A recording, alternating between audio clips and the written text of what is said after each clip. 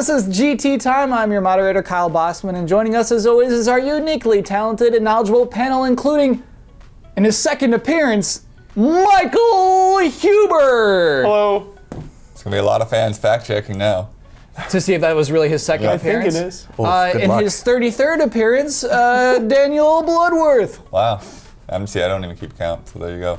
And in his first ever appearance, Matt Blair. Hello. Which I will say, we had many requests for more Matt Blair in 2015, so. Where do you see those requests? On his personal picks for the Game of the Year awards. Explain that Or to the someone Best who of may not have seen 2014 that. awards, yeah. Well, we had, almost everyone sit down and give their own personal picks. Matt Blair was one of those people. And and a lot of people left comments like, this guy's cool. We want to see more of him. Why isn't he on camera more, etc. Do you agree with those people? Yeah, I mean, he's got his own thing. It's just, he's a busy man. I've tried to get him on the camera more. It wasn't easy to pull him into this podcast today, actually. Yeah. Hi, guys. Let's just keep talking. Are you sick of us? Yeah, talking around here. Yes. No, I'm fine. Keep going. So what do you think about Matt Blair? Why have you not been on a podcast yet? To be honest with you, these are the most time-consuming shoots, and so usually Yeah. it's hard to justify putting 1 to 2 hours into. It won't be something 2, like I this. promise you that. It'll probably be 2, though. Okay. No, I won't. Yeah, I mean, Matt Blair basically holds the site together with duct tape, and yeah. Running out of duct tape. Yep. Constantly running out of duct tape. I saw that there's Duck Dynasty duct tape, though. So you can get a little of that to back up. We're gonna have to get some orders in for that. Michael Huber is sipping Gatorade today because he's a little under the weather. What's it like on your health scale? Where are you fitting right now? A 10 being the best, a 1 being the worst. I'm Yeah. like a 6.5. Oh, that's super good. But 2 days ago, I Super was good. a 2. yeah, okay. The worst I've felt in years, like noticeably. I mean, is a 10 the best, or is a 10 like your normal day? 10 is peak. 10 is peak Because hype. I'm at Because basically. peak health is like No. that Peak one day, when you had like trained for 4 months to climb a mountain. Yeah. That's peak health to me. I don't know. Well, peak hype has to go up to 11, right? Yeah, Exactly. Yeah, But that jump from 10 to 11 is a lot bigger than that jump from 9 to 10. Exactly. Yeah. I'm probably at a 4.4 every day of my life. Yeah. So that's why I think like 6.5 you were- right now. you were- Huber at 6.5 is still pretty good. You are less healthy than Huber being sick. Yeah. Okay. Aggressively I believe average that. constantly. We got to start with some corrections. Start the new year with This is the some best corrections. corrections ever, man. This is the what? The best corrections. Oh my gosh. This is the worst mistake I've ever made on the show. Ooh, good. Before the new year, on our last episode with Damiani here, I made a big mistake. I attributed Bloodworth's bet to Brandon Jones. And it turns out Bloodworth won another bet. That puts him at 13. Brandon didn't win. He didn't tie with me. It's good he's not here so he doesn't have to learn this truth. When do we reset? Because these don't roll over, right? We're resetting today. We're gonna Reset today. The score's been cleared. So the score from last week will be the first point. Right. And Okay. so season 1, Bloodworth's champion with 13 points. I feel like your heart was just yearning for Jones to win. How is this rotating seat point going to work? when it's the Do we the each chair. just keep our own points now? Like, does Ian's point become Ian's point because he might be on the show again next to me? No. It's the chair. Okay. If anyone wants to take my chair when I'm gone, they can take my points. Okay. So whose chair am I gunning for right here? That's the number 1 chair. We're getting a little too behind the curtains here, I guess. I just write number 1 for that seat right Sure. there. So your points would be. I just want to know, seat. who am I gunning for? Who No, am I you're on gunning the for? rotating, so it could be anybody. Yeah, you're Alright. playing spoiler basically. You don't want any of these 3 seats to beat the guest seat. I see. Yeah. And correct. But I'm the champion. I'm the defending champion. Yeah, we So know, there you go. Blood. You're defending champion by 6 points. Blood never loses a bet. He's pretty That's good. kind at it. of weird, slightly. What is weird? Because I'm also I've been in this business a lot longer than everybody else, so it almost feels like I have some weird unfair advantage. So you have to does. prove me Here he wrong. on goes. that. All right, here he goes. All right, so everybody else is the underdog. Sabotage time. It's kind of weird I win the bets most because I know the most. Isn't that funny that I know the most things? All right. Let's get to the news. Unlikely betting nemesis become allies Against Bloodworth? Absolutely. Let's shut him out this week. We'll figure out a way to shut him out of this win. let's talk about news. You know I love a game announcement. We got a game announcement very recently. I'm not happy about this one. I shouldn't have preceded that. We should get everyone else's opinion before my own. Puzzle and Dragons Super Mario Edition announced for 3DS. For 3DS. That was the surprise part for me, actually. I mean, I knew that they put Puzzles and Dragons out on 3DS, but when they made that announcement, as big of a deal as like people were making of it on Twitter or whatever last night, I was like, oh, this is like part of that whole licensing thing and that Nintendo being on mobile. It's like, oh no, it's not on mobile. It's just another version on the 3DS. So I'm curious if it will eventually get a mobile version. But yeah, it's interesting. So yeah, Because they talked about all of this, like the sales and the money that Puzzles and Dragons have done, and I don't know the figures off the top of my head, but most of that has been in the mobile context. I'll use the one that I don't know what the 3DS. I'll use numbers are. the number that Joystick cited. $3.76 million a day as of April 2013. So I mean that's still a long time ago, April 2013. I suspect it's less than that, but Puzzles and Dragons. Yeah, so if you're is not the even 0.06 the 3DS version? Yeah, it's going to be. So I got a few questions, but I want to clarify if you're just listening to this podcast right now and like Puzzle and Dragons, what is that? Good question. It's a mobile game. It is an RPG, but it's played with sliding a puzzle on the bottom screen, bottom half of the screen if you're on a phone. It is the type of game. And here's where I'm getting worked up already. It's the type of game where it's like, you're out of energy, don't play anymore unless you want to give us money. It is that type of game. Will the 3DS version be like that, though? That's a fantastic question that I'm curious about here. Will the 3DS have in-game purchases? That's a good question. Because Probably not on that Doubtful. level. Yeah, I mean, I'd be curious to see what the differences are on the 3DS version that's already out. Yeah. So this is kind of a genre that I'm starting to coin, and a lot of people are starting to coin actually, about Match 3, right? Yeah, it's Match And 3. This kind of a spin-off has been done before, and it's wildly successful, and that's Marvel Puzzle Quest. And it's on every mobile device that you could possibly own at this point. And so I don't see why we'd be surprised at something like this. This is kind of where the industry is going, I feel. But the fact that it's being on the 3DS, I think is smart. I'll tell you Nintendo. why I'm shocked by this, Matt. Okay. Is because Nintendo makes games. Nintendo makes good games. They consistently say our games are better than iOS games like that. Sure. And then they're just like, oh yeah, we'll have Mario touching a little dragon on the box. They don't care about the game's design. They're not saying, oh, we want to be like Hyrule Warriors is like, hey, we're mixing with Dynasty Warriors. We can find something good out of this. I think they just like that name. I think they like that their stock rises the next day when it's announced that Puzzle and Dragons Super Mario Edition is coming out. It's Yeah, I funny mean, you it's brought totally up- a licensing deal. Yeah. It's funny you brought up Hyrule Warriors because, like you said, it's like Dynasty Warriors, and this is the same thing. I think they're taking more chances and putting themselves out there because we all know the Wii U is not doing as well as the Wii, and they're kind of in a weird spot. So I think them taking chances on a mobile type game and a Dynasty Warriors type Hyrule Warriors is what they're going to be doing more in the future. So you think that this could keep going? Oh yeah. Yeah, I mean, Especially if it does they've well. mentioned this in one of the investor briefings. That Where they do their slideshows. They're going to be they're going to be less protective about their brands and do more licensing deals, and I think that's just part of it.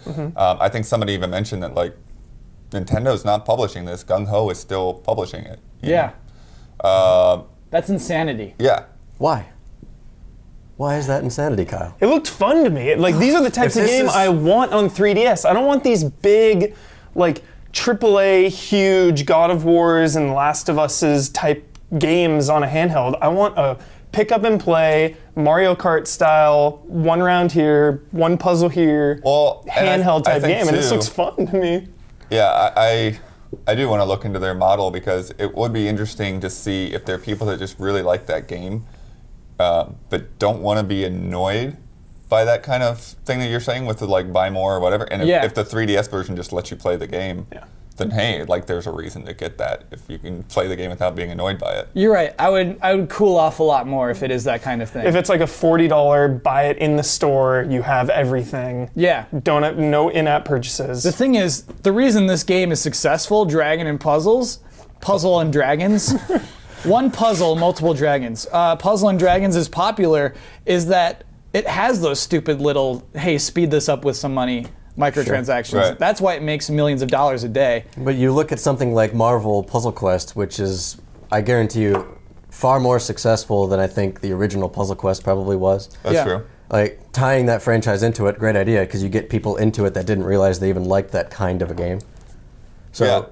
I think that Nintendo probably should consider maybe letting them put that on mobile devices, and maybe they are. Maybe it was a stipulation for them to put it on 3DS first, so that people go out there and be like, okay, I'm going to buy a 3DS so I can play this new Mario game, whatever, fine. I like that theory. I don't No, gotta like say, that. I like that theory. That's a good But theory. that's entirely possible because we see the same thing happen with timed exclusives all over the place, and Mm-hmm. Nintendo hasn't really had a lot in their hands with timed exclusives. Especially if it's published by Gung Ho. Like, there's no reason for them not to put that on an iPhone. Mario is like Disney. You know, you have that ace up your sleeve. You can put that name on anything and merge that with anything, and I think it'd be a huge Well, just look how well moneymaker. Amiibos have been doing, Yeah. man. That's kind of in the same vein of like them going into another market, I guess. and it's doing well because, yeah, like they're recognizable and people of all ages kind of want them. I guess so. What is weird to me is like, this is already their domain. It's a 3DS game. Maybe if it goes to phone, it would be more significant. It'd be like, hey, Mickey Mouse is going to be in the next Shrek movie. It's Shrek and Mickey Mouse hanging out. I'd be like, no, what are you doing? Because that's already, movies are already their domain. Video games is already Nintendo's domain. Like, toys weren't. And I think that is, Amiibos makes sense to branch out into. But branching out into Match 3 mobile games, it really gets me. Is it that big of a problem? though? They've had, but they've had Dr. Mario and all. I mean, they've done a lot of those spin-offs themselves. I think they just saw this as an opportunity of, hey, let's do some cross branding. Let's not forget that it could go both ways. Like for Gung Ho, maybe the Match 3 isn't that big in Japan, but consider how many people hold. No, I on think some it's kind of- actually as successful or more successful in Japan. even it's so, huge. that's Yeah. a vehicle for them to push software on a huge hardware market. Think about how many 3DSs are in Japan right now, and how many people use them and play them. I mean, that's why you see Pokemon on 3DS all the time, right? Yeah. So why not keep putting software out there for it? And this is one that's kind of easy. It's low-hanging fruit for Nintendo at this point. So if this low-hanging fruit is a way for them to make their stock price go up, And it did. then why not do it? Is it not the lesser of all the evils, really? If it allows them to keep making all of the Star Foxes and Zeldas and stuff every 10 years. Yeah, because they're really Okay. just putting a Mario skin on a game. I'm going to choose to accept this. It's more than that. They are implementing like a world map and things. Yeah, they're doing doing a some little bit interesting more with things it, with it. So I'll try to be a little less prickly about it going forward. Thank you, panel, for being rational and helping me through that moment. Yeah, we were all pretty positive about it. Yeah, I appreciate that. Next news story. Sony announced that the PlayStation 4 sales sold to people have surpassed 18.5 million. That's pretty incredible. Yeah. That's really, really crazy. Basically, what I wanted to bring this up for, we already talked about how crazy these sales are. I wanted to compare it to the Wii. The Wii, in its first year, sold not to people, but to retailers, 20 million. That is to people. Oh, because you think it's sold They're out always everywhere for that constantly first sold year? out, yeah. Yeah. So I think they're comparable, though. I think that you could compare this to the Wii. I think, though, when the Wii came out for that first year, there was more of a feeling of it being a phenomenon. Right. It felt like people were talking about it in the news. It felt like a huge deal. PS4, in my personal case, and I'm wondering if it's yours as well, doesn't feel like a phenomenon yet. And I'm curious how you all feel about that. Well, it's like there's a couple things. I think first of all, it's like look at graphics now. Mm-hmm. Remember the jump to HD? Graphics were just blowing people away. Everyone was freaking out about graphics. And now, even though games look better than ever, people just dismiss them. They're not as fazed by it. And I think because we already did those 20 million sales, and now PlayStation 4 is just kind of replicating that. It's been done before, so they're kind of just business as usual. Do you think it's business as usual? It sold 18.5 million consoles? I Oh, I kind of have two thoughts. First of all, I think, with the Wii, it became a story largely because they were sold out all the time. Like, that was one of the big deals about it. Yeah. And it builds a story, basically. Yeah, I mean, and manufacturing has come a long way. People, like there have been a lot more of these high demand products. The iPhone's come and gone since then, and we've had more and more iPhones every year and whatever. And then, so like that part of the frenzy of hard to get, just sort of like with the rare amiibo, it's people are going nuts about Villager and Marth and stuff because you can't find those. And then all of a sudden, photos pop up from Europe, and they're like just on the shelf in Europe. So what does that mean? That they're not But I mean, creating a it's story the over it? rarity. Yeah, the rarity kind of creates kind of this extra amount of buzz to where even if you're not going for it, you know about it, or you have a friend that wants it. I also think the Wii had a better, probably spread demographically. Moms wanted it, grandparents were Families. playing it. Yeah. Like Wii Sports was a new thing that kind of crossed the generations and the boundaries. Who do you think is Whereas buying I PS4s? think, I think PS4s, I think it's partly, it's still very much that core gamer audience, but it's just there's like so much more of us now, right? Like we're like a lot of us are adults and can just like go out and buy our PS4 now. So it's not like mom and dad trying to rush to get their kids a Wii. It's like, oh, okay, yeah, I'm ready for a new system. I'll just go out and buy one. Matt, do you get the impression that it's not like, mom and dad are buying me this anymore? It's like, Oh, absolutely. But the thing is with the Wii, it kind of dipped into different markets, additional markets, I would say. Because remember the price point when it came out, $250. ridiculous. Right? Yeah. It's kind of an impulse buy when you compare it to, especially at the time, the PS4 and the Xbox, which were up at $400, $500 at the time. So that right there kind of puts it into a different market. I could see that they were always selling out because it's so easy to buy. Yeah. And Nintendo had a better pedigree than everyone else at the time too. So when you consider that when somebody says to an adult, I'm going to buy the new Nintendo, you're thinking Mario, you're thinking all these games that you've been playing for the last 20 years.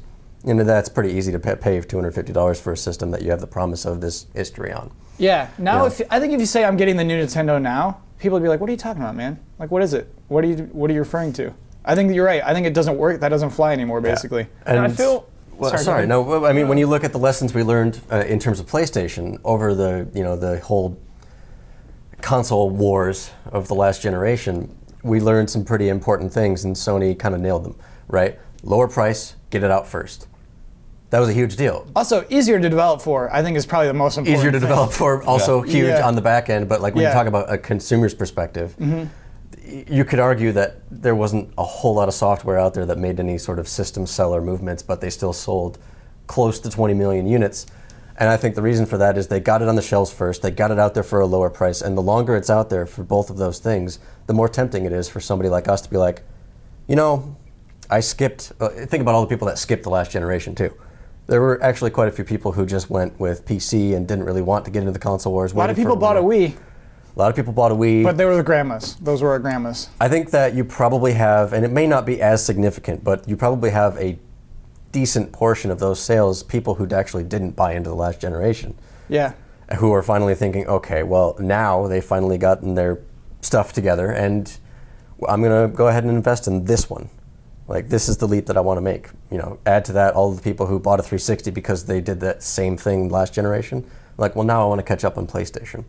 I think Sony actually did a fantastic job with this console generation, and I don't think you can overlook that when you think about their sales. I still think Sony is lacking that big mascot. You have Nintendo, you have Donkey Kong, Mario, 30 mascots. Zelda, millions. Yeah. Right? And then you have Microsoft, you have Master Chief, like carrying the name Xbox. And then you have Sony, you have Nathan Drake, and Kratos isn't very marketable. He's all blood and guts, blood everywhere. And Nathan Drake's face keeps changing. Yeah, so they have no It's all about his hair. brand. They have no mascot carrying it forward. I kind of get that. especially even like in their advertisement right now, it's those two dudes on the basketball court and like, yo, I'm Kevin Durant. It's like, wait, what is this? And like they basically go through like 3 games and spend half of it on Destiny. And you're right, there is no like particular brand I could pin on it right now. Yeah, but they still, I would say, I think that they have more. I think they have the variety there. I think their issue would be that they're not kind of pumping those games out. Now, for a gamer, that's a good thing because you get a better product in the end. I would say don't rush out an Uncharted every year. Yeah. Don't rush out a Ratchet and Clank. Ratchet and Clank, even though they could really do with one right now. Yeah. But the thing is, even Ratchet and Clank isn't that household name that you're talking about, right? But and do they really need it? Because without that, they've sold 18.5 million units in the first Last year. of Us sells 8 million, you know what I mean? Those will never be mascots, but it sells really well. I think they're in that game where they're in the console wars still because that's their business. They have to kind of get those factors right for their console to be successful, whereas Nintendo, they did a few other things right, but having those key franchises is what really moves that hardware, and I think they understood that with the Wii, which is why it was $250. You know, I was going to save this story for later, but I think it's bumping into what we're talking about now, so let's bring it up. So a Majora's Mask limited edition was announced this week. Sold out immediately. Just gone. And you know, it was for sale in 3 particular retailers. Fry's, GameStop, and one other. It's on Amazon, right? Amazon, yeah. Those 3. That was the only place you could get it, and Fry's not even that day. Sold out immediately, just gone in a second. Our beloved Michael Damiani talked about this at great length about his frustration. But he didn't get one? He did. He got one? He got several. We shouldn't say he got several. He said, he's like, I got to back up one here. I'm just being safe. I got to back up one here. This is what he does. He'll do it for every Zelda item. He'll order multiples just so he makes sure that one comes in on time. Yeah. But as a consumer, he's just making sure he gets what he wants. Let's be honest. Awesome. And so what happened here is it's a $50 limited edition of Majora's Mask for the 3DS. Includes a statue of Skull Kid wearing Majora's Mask. That's actually looks very, very cool. Yeah. Looks like a thing we would beg for, you know, in years past. It's like, wow, they did that. They didn't make enough, clearly, or did not expect that we would want enough. And again, they're actually making a limited edition, unlike everybody else. It's like, yeah, here's our limited edition. Yeah. Still It on is shelves actually 2 limited. years later. You're right. It might be called Collector's Edition. I'm not sure. Collector's is a little more fair, isn't it? But it ties in well to, you know how I do, well, you're the one who started this conversation. Matt, it's your first time on the show. This is a segment where we take any one comment and they say, like, I would like you to talk about this. And then that segment is called, well, you're the one who started this conversation. There's a person named Stick Shipley who asked a question that we never got time to about the GameCube converter. Same issue. This keeps repeating. Amiibo, Majora's Mask, GameCube converter, not making enough. And with Amiibo, I could see maybe like, oh, they're trying to raise demand like with the Wii. Like they're trying to create that story of demand. But with that GameCube converter, the one that you would play Smash Bros. With, didn't make enough. Sold out almost immediately with that as well, within days. And it was clear just not looking at the market right. What do you think is the issue here? With Majora's Mask, with the GameCube converter, what's up with that? I think the GameCube thing was a separate issue. I think they just completely underestimated the demand for it. And, you know. I think that maybe they are kind of, the Amiibo and Majora's Mask, I think maybe in a sense that they are sort of underestimating how many collectors there are, you know, because I think they've probably, with the Amiibo especially, figured that, let's not make too many Wii Fit trainers because who cares? And then apparently there are a lot of people that care just because they want all of them. No, are they pinching pennies? Is that why they're not making these? Like, how much do they cost you to think make? about it, it's a risky proposition, you know, and then Majora's Mask, you know, there's a lot of love for it amongst the Zelda fan base, but it also is not, you know, the most popular Zelda in the world. It's kind of a weird thing. You're like repeating the same cycle over and over. It's a weird sell to certain people. So you think that was part of their deliberation when they're like, hey, how many of these units should we make? This is a weird Zelda. We should make that many? To a certain extent, I think we're being a little bit presumptuous in thinking that they have direct control over how much they can make under a period of time. Sure, especially the statue, which is like unique and not for sale anywhere else. Let me pose a question to you. Okay. Especially if you think about this from Nintendo's perspective. If they come up with an idea somewhat late in the game, or even if they come up with it first thing, and they're not able to manufacture enough to make sure that they could hit this crazy demand that actually came up for it. I mean, if you were Nintendo, would you come out and say, look, we literally just couldn't build enough, but there are more coming? Or would you just say, there are more coming? Nintendo is the type of company, you know this, where they would never just talk about the back end of what they're doing. They just want you to enjoy the products they put out, and they don't think the consumers are interested in the details of how many units they can ship every day, this, that, and the other thing. Yeah, with the converter, you're right, their message right now is more coming. More are coming, and Yeah. obviously that means that they're just trying to manufacture more. Now, one time in history, we do have that issue where, what was it, the cell processor and the Blu-ray drives for the PS3, they just couldn't manufacture enough, and therefore they had to, what did they push back? I forget. The release, there was drama around the fact that they just couldn't manufacture enough. Similar thing happened with Blu-ray discs, Yeah, manufacturing. that's- and yeah, that was I a forgot very, about that. very public issue that affected a lot of different hardware and software releases. And we knew about it from day one. The thing is did that make a difference to us? I think it kind of did, right? Because Right. people didn't blame, maybe if Metal Gear didn't release enough because they didn't have enough Blu-ray discs, would we have blamed Konami for that if we didn't know that there was a shortage of Blu-ray discs? Absolutely. I would have like blamed that? somebody. Yeah, we would have blamed somebody, absolutely. So are we getting to the point here where we actually think that Nintendo needs to be more transparent about this sort of thing? Or does it even matter? Yeah, Does I it don't really know. matter? We're pounding our fists like Huber did. We're mad. Yeah. We're mad that we don't get that Majora's Mask figure. I have Super Smash on Wii U, and I don't have the adapter. I've played it once. I played it once with the gamepad. I was like, I can't do this. You feel like it's incomplete? Yeah, I have my GameCube controller that I bought in the store because I have plenty of those, Right. but I have no adapter to use it with. So my question is, if they have so many of these controllers, if they have such a surplus of those, how do they not have the adapters? Because you would think people would be buying more controllers, like 1 or 2 or 3 per household, and only one adapter. Well, and this is exactly what I'm talking about. It could, and probably is, an entirely different factory in an entirely different area that's manufacturing these things, and maybe their output is just not big enough.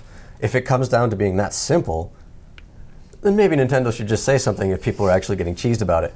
But at the same time, does it really matter? Because they're telling us, it doesn't make a difference whether they tell us or not. We're still going to get more at a particular time when they can get It them kind of matters. You shouldn't have a product that sells out in one day all the time. Yeah, and it's a bummer because of the timing. I mean, Yeah. it's winter break for millions of people. It's the time when everyone can play games, when everyone is together playing games. Everyone wanted to play Smash and needed that GameCube adapter, and they didn't have it. And You don't need it, but you want it a lot really of people bad. prefer it. Some people need it. Blood, what's the solution? What can Nintendo do to better gauge how much they're going to produce, or how much they can, how much people will buy? Do you know what end do you? What's the fix? It's hard because I think they very very well be reacting to what's been a shrinking market and not wanting to risk too much. Yeah. And now they put out these things that are hugely popular and The Amiibo you're talking about in particular? Well, no, I think all three. It's Okay. like these are like spikes. And they've been seeing both on the 3DS and the Wii U. Like kind of dwindling market share, and then all of a sudden it's like this interest comes sort of out of nowhere. So I can imagine it being really hard to predict. I mean, you don't want to have a warehouse full of Skull Kids. Yeah. It's like, what do you do with that? And to be fair, internally at Nintendo, they clearly have not valued Majora's Mask as much as we have over the last 15 years. Absolutely. Right? Yeah. It took them a while just to admit that they really needed to do this. And once they did, they kind of sheepishly started kind of showing us as like, hey, this is a really cool thing. By the way, we're changing a lot. We're adding a lot to this. They're kind of being careful about how they're releasing this, and they're trying to promise like it's worth it, when all along we've been begging them for it. Yeah. It does bring up the point that like the next time they do this, maybe Star Fox or Zelda or any of the things that they're promising coming out this year, they should probably spend that extra money to try to make sure that they can meet the demand. And you know what? I didn't even think about this. What Bloodworth just touched on is retailers. You know what? Those 3 exclusive retailers may have just been the only 3 people who are willing to stock this item. Right. Because I think they're probably just as skeptical about Nintendo. You know what I mean? They've been stocking Wii U's for the last 2 years, and they're like, hey, these aren't moving off the shelf, and they're taking up shelf space, Nintendo. Yeah, I mean, that could be a really big part of it is Yeah. like how much are people Yeah. actually willing to buy up front. Right. And and that's all, Nintendo can can get out of orders, and then they order from their factories, and then it turns out demand is way higher. So we need to talk to retailers as well and say, hey, we obviously want those Majora's Mask. Well, we are talking to retailers Yeah. when we pre-order them out in the first 5 minutes. Yeah. And yeah. let's not forget that part of the industry, and this may not go so much for Nintendo, but others. Destiny, for example, did they say it was the most pre-ordered game in history, or they tried to say something like that? In the U.S. In the U.S., And maybe in at history, any rate, actually, yeah, whatever. it is part of the strategy nowadays to say, all right, there's going to be a pre-order. You're allowed to sell this many units now. And then they do. They realize how quickly they got there. They're like, that's how they measure how many more units they give to that outlet. Right. Right? Yeah. So that's part of the strategy. And it makes sense because that's how you start to gauge Because the we are demand. talking about something that's sold out that's still not out for months. Yeah. Yes. However, when people started pre-ordering Destiny, that was Years ago, before it Yeah. even came out. They were pre-ordering a way different thing than the thing that Yeah. actually came out. Years. Whereas I think we can at least look at the Skull Kid statue now. Right. Well, It's But not I mean, that. scaling the amount of discs you print is different than Oh my scaling gosh. how many Collector's statues, editions and Yeah. kits, like you order them in waves, right? You always do that because you're not going to order 50 million and then hope that you sell them all. You're gonna order the first 10, you're gonna order the next 10. Not exact numbers for any particular example, but Yeah. you get the idea. I hate that though. I really don't like that. It's a business driven by pre-orders. But it's a business driven by business because they still have to make money, and they don't. They can't be wasting money at every turn. That Halo 5 box. That box is just like, hey, you're pre-ordering a big box.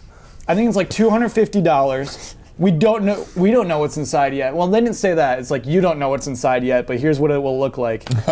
I'm assuming they don't know what's inside of that for sure. They've not Probably. solidified what's inside that box A yet. Master Chief helmet or something. Again, that's what they did for Halo 3, I believe, Keep right? doing it. Yeah. It'll sell. It'll be the other guy. The guy who's on top of the box. And the Call of Duty boxes every year, I mean, they've actually gotten scaled down. They and really I think have. that's a Yeah, reaction yeah. to the demand. You know, people don't necessarily want to spend $200 a year on their favorite franchise. Yeah. Or if they do, they're going gonna to spend $100 on the game and then $50 in digital purchases, which make a lot more money for Activision. Yeah. Does this for freak you example. out, this whole pre-order thing? Freaks me out always. Yeah. Yeah. Well, yeah, and I think Especially after a year we When's the had. last game you I think now it's so pre-ordered? much easier. Like it's like what one-click purchases on Amazon are like. Mm-hmm. Boop, that's mine. When's the last time, Bossman, where you pre-ordered? You're not gonna like this. I pre-ordered Donkey Kong Country Tropical Freeze.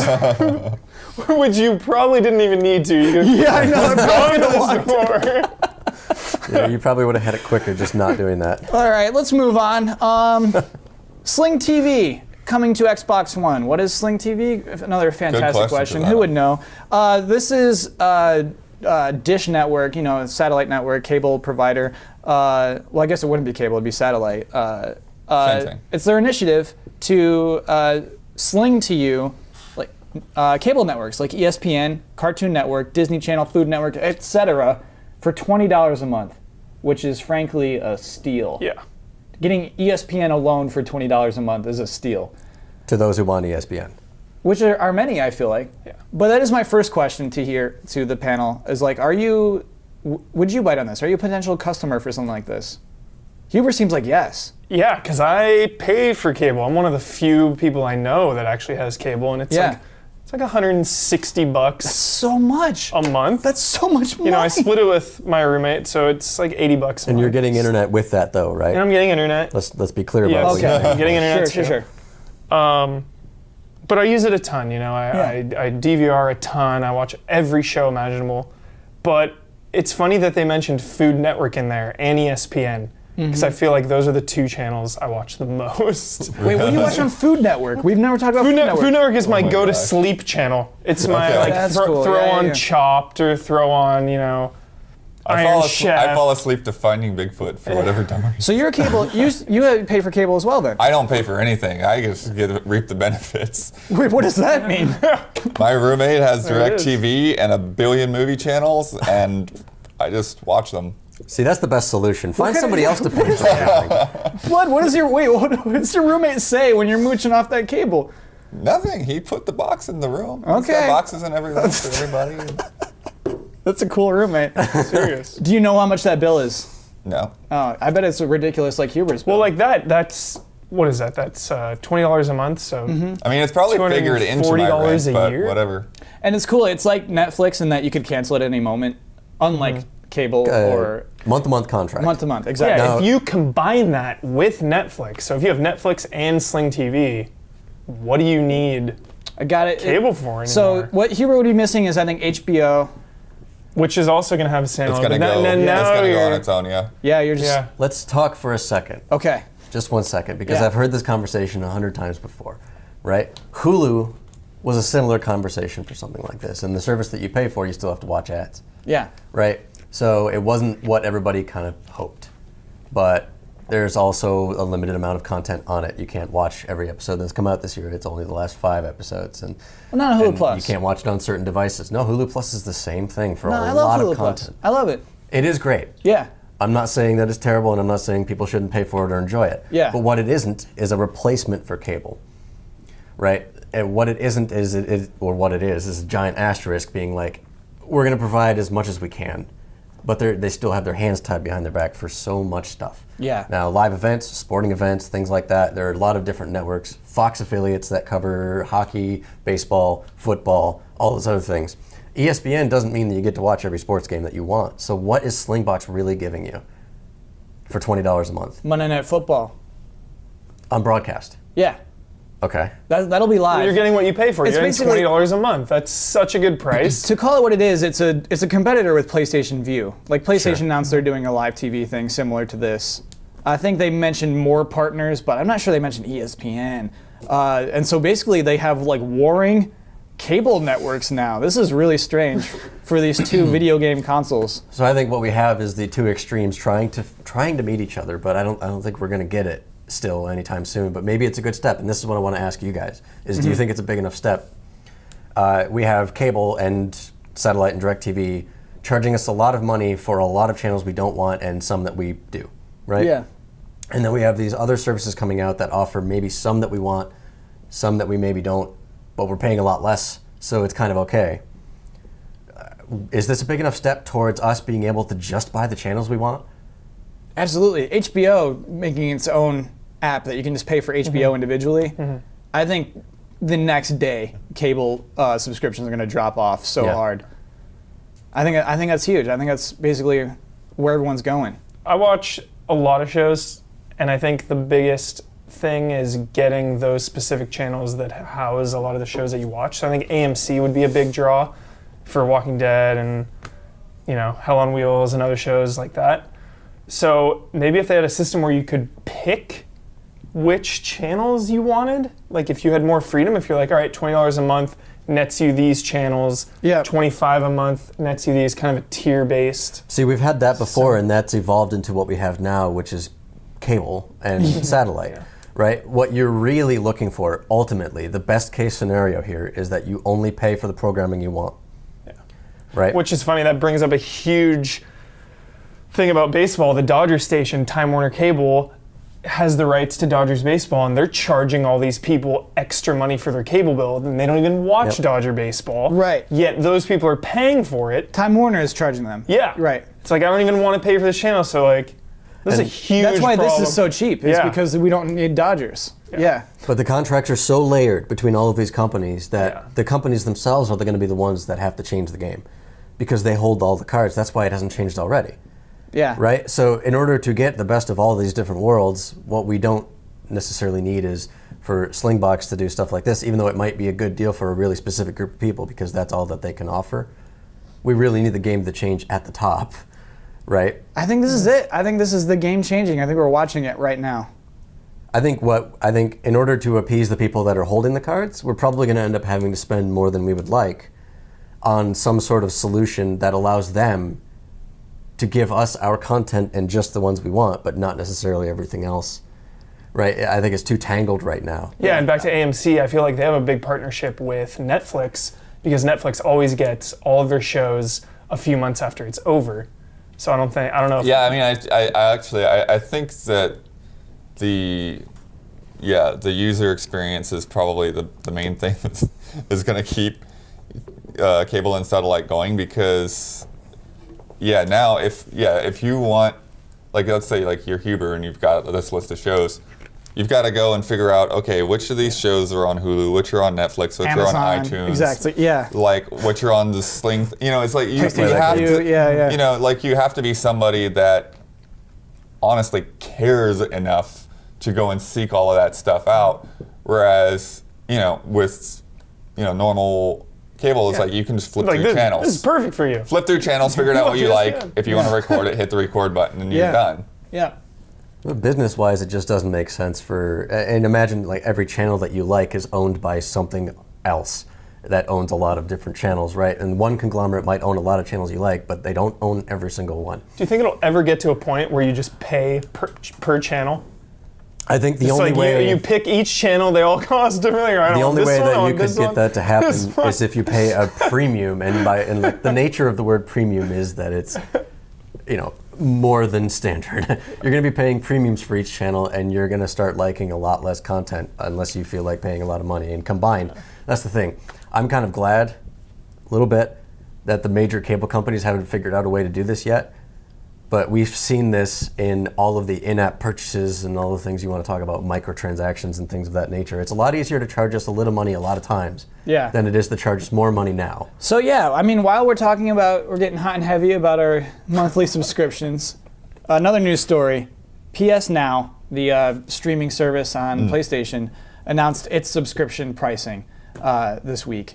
Formerly it was just you pay by your game. I'm streaming this game right now and I'm paying this much money.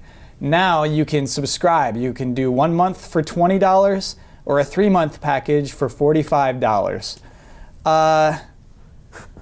That's a lot of money. We're talking about here like $20 a month to stream PlayStation 2 and PlayStation 1 games. And 3, right? And 3? And 3.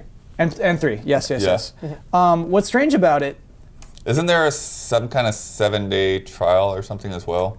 There is. sure.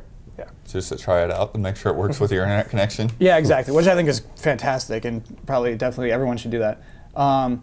What's strange about it is that there are games you can stream individually. You can pick those. Like we're just talking about cable networks. I just want to stream this one. I just want to stream this one. Like rent. Right. You rent it. But there's also the subscription games where if you subscribe, these are the games that you can choose from, and it's a different list, meaning they got different licenses for this game, these games, and this games.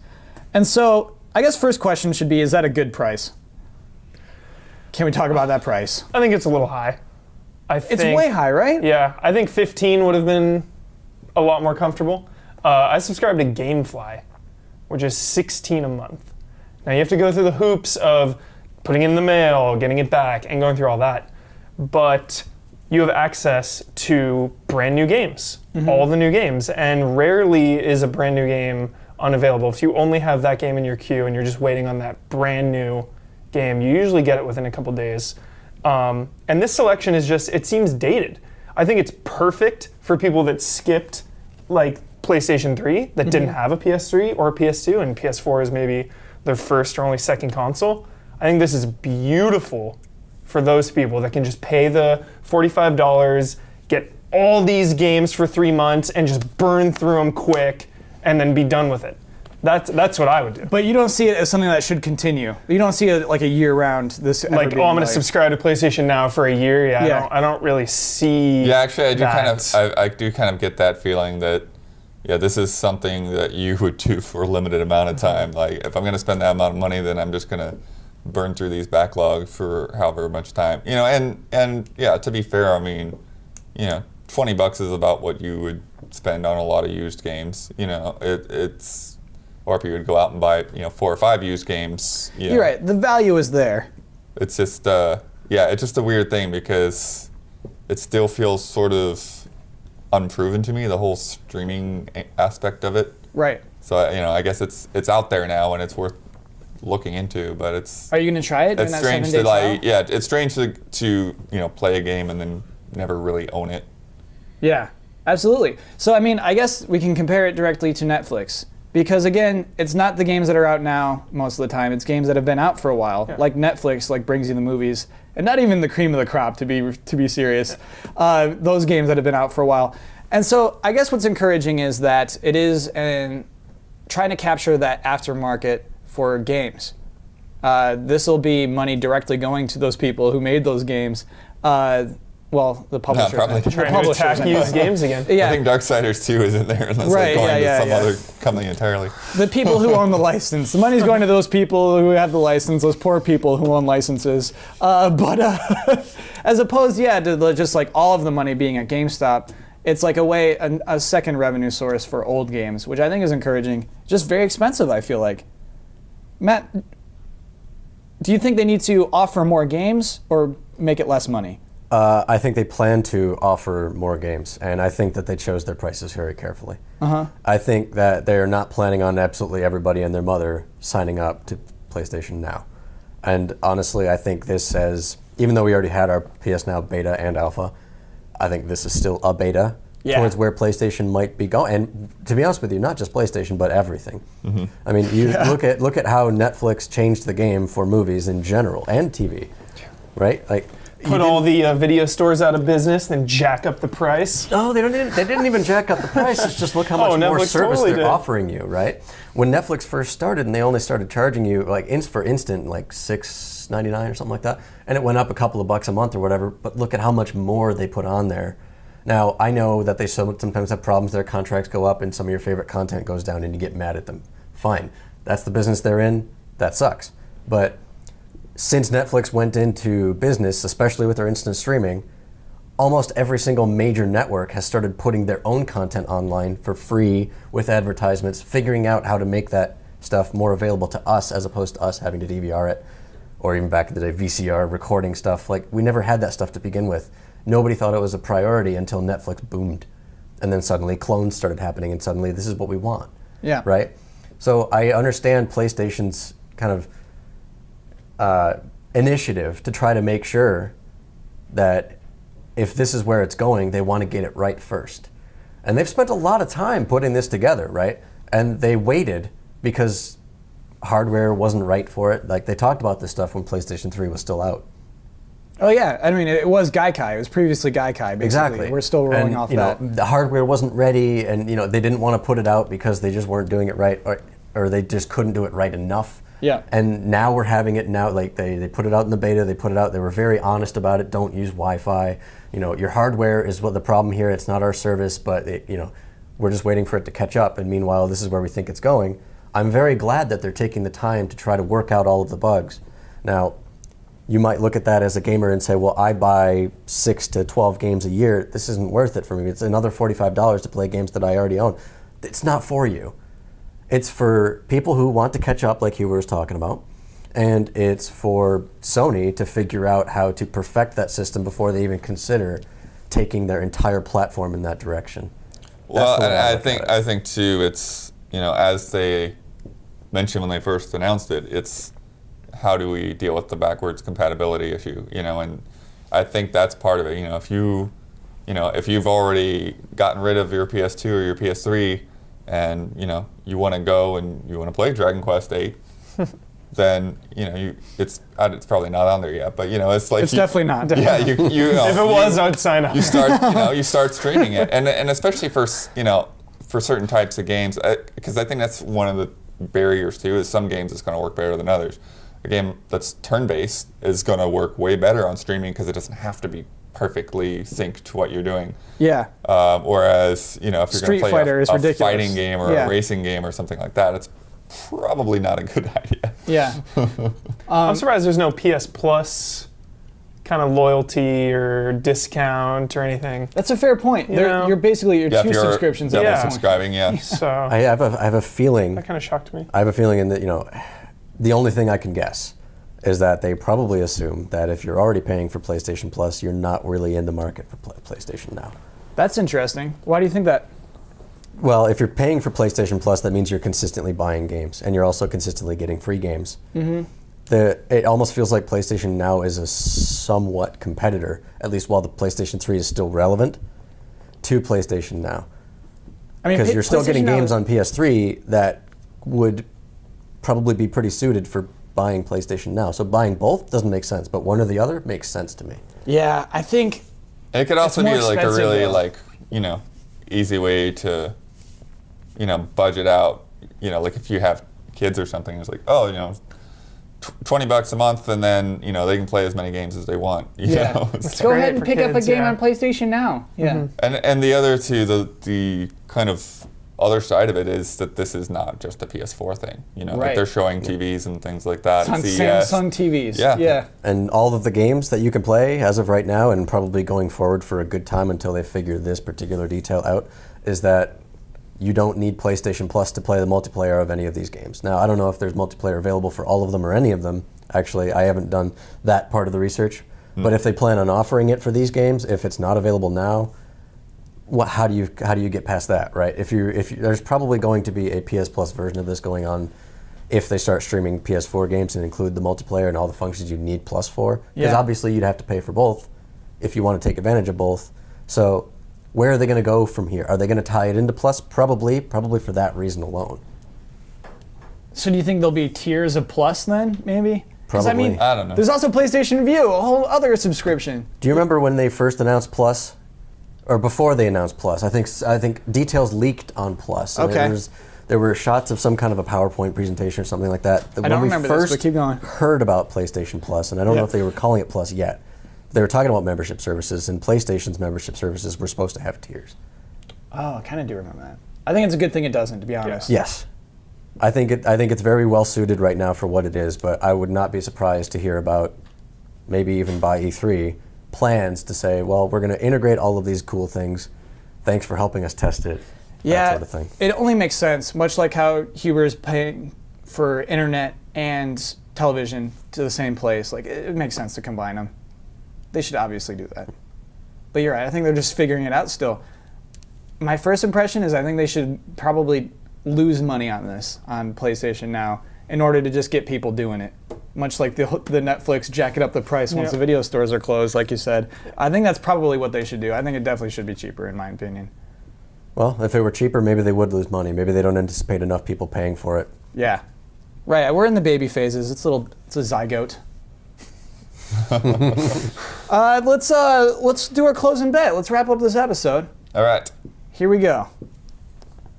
Speaking about subscription services, if you subscribe to PlayStation Plus, Duke Nukem 3D Megaton Edition was released for subscription this week. I want to stop saying for free. Like, your free game this week is Duke Nukem. It's like you paid for It's that. free because I'm a lifetime PS Plus member, so. Stop. Yes, no. This is That would be funny. If Depends on what you think you're paying for. they sold a Yeah. lifetime subscription. How much would it be? Let's say it's $500. Would you lifetime subscribe? Yes. Wow. Yeah. That's pretty 10 cool. years, 10 years of PlayStation. Yeah. And All then right. some. So we haven't done one of these in a while. I like to look at the trophy percentages for like how many people who have this game have this trophy, and so it's like this percentage. This is funny. At this point next week, what will the PS4 trophy percentage be for the trophy Shake It Baby, Tip an Exotic Dancer? You earn this trophy by tipping an exotic dancer. So it's the beginning of a new season. Okay. Matt, 17%. you may choose whether you want to go first or last. I just went first. Yeah. 17%. Okay, 17%. Bloodworth. How many people have earned that trophy? 23%. Sorry, 23? Yeah. Okay. Is this like Price is Right? Like if you the next highest, but if you overbid. So now you do 22 and I'll do 24. I'll do 24.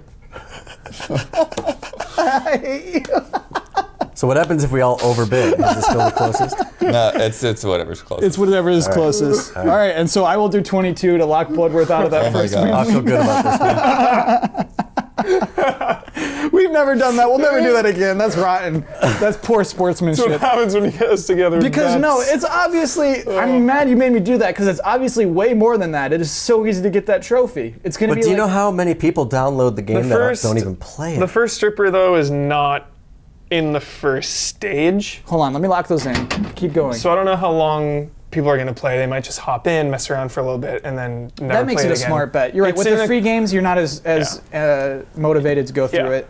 I think the first stripper, it's in like the third or fourth stage. See, I thought she was on like the first stage. Yeah.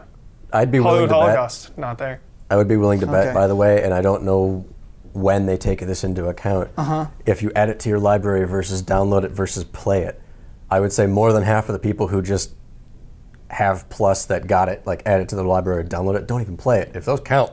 I think it's not till you start the game where it starts your Yeah, I trophy don't understand data. how they calculate them. Yeah. No, so it'll ride pretty heavily on that. I think we all overbid, in my opinion. No.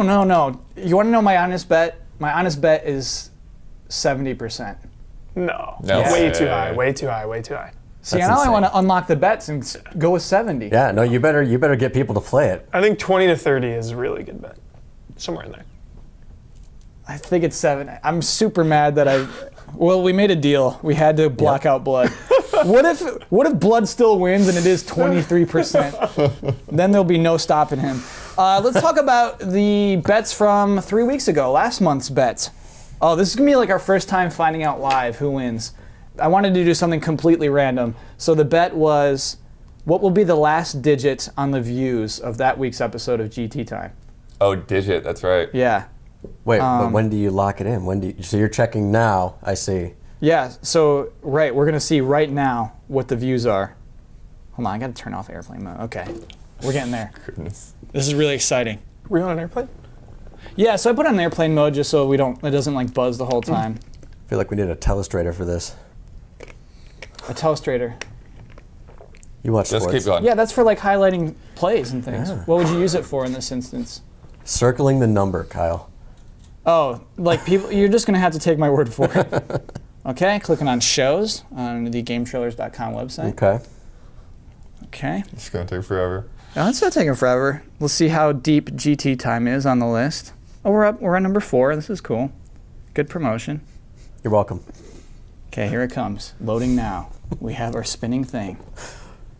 The views. 38,912.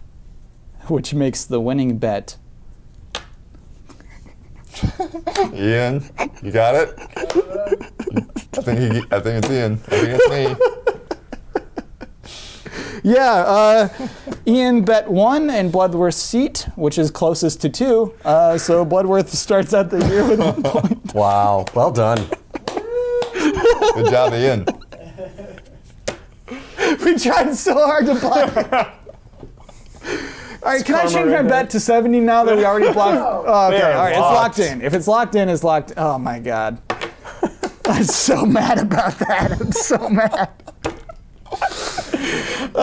So Bloodworth, as the winner of the first bet of the year of 2015, you may plug any video you want on our website and also sign us off. Yeah, so we're doing a crazy weird thing this week, and hopefully this will lead into doing more of these. But our countdown this week is mirroring a Screw Attack countdown. So we both have the top 10 Wii games. So you can check out our list and you can check out Screw Attack's list and compare to see how we differ. Yep, both sites will link to each other as well, so if you check out one, you'll be able to check out the other. Just look for the link. And I think we're being openly competitive about it.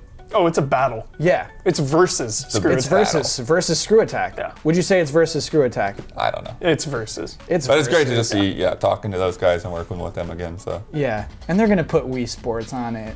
They're gonna look like. Oh, yeah. Yeah, they're totally going to Yeah. do it. They're gonna be like, you can't deny Wii Sports. I wanted Wii But it kind of Sports goes on back to, back in the day, it was like we were always trying to avoid, like, no, don't do that list. That's Yeah. a serious list. You do funny lists, we'll do serious lists. And now it's like, no, we're going to intentionally do the same list Yeah, and it's see pretty how it exciting. shakes down. So, pretty cool. That would have been a good bet. here are all of What? our Twitter things. How many games overlap? Ooh. Yeah. That's interesting. Well, and where they place, yeah, for sure. Yeah. Twitter handles all over here somewhere. And leave comments. Definitely want to hear from you guys in the new year. And Oh yeah, give us more. More what? Subjects. We need more. Well, you're the one who started this conversation. Oh yeah, definitely, yeah. Leave. Even though we sometimes cut them out. Yeah. Yeah, leave They don't suggestions always for make it things in, for us yeah. to talk about. Have a great week.